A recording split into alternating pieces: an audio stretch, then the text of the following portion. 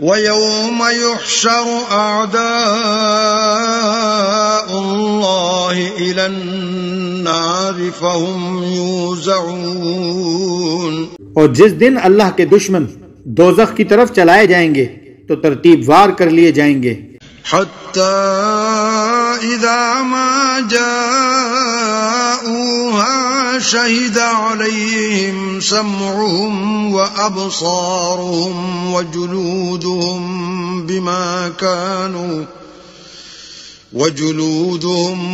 بِمَا كَانُوا يَعْمَلُونَ، یہاں تک کہ جب اس کے پاس پہنچ جائیں گے تو ان کے کان اور آنکھیں اور چمڑے یعنی دوسرے اعضاء ان کے خلاف ان کے اعمال کی شہادت دیں گے۔ وَقَالُوا لِجُلُودِهِمْ لِمَ شَهِدتُّمْ عَلَيْنَا قَالُوا أَنطَقَنَا اللَّهُ الَّذِي أَنطَقَ كُلَّ شَيْءٍ وَهُوَ خَلَقَكُمْ أَوَّلَ مَرَّةٍ وَإِلَيْهِ تُرْجَعُونَ،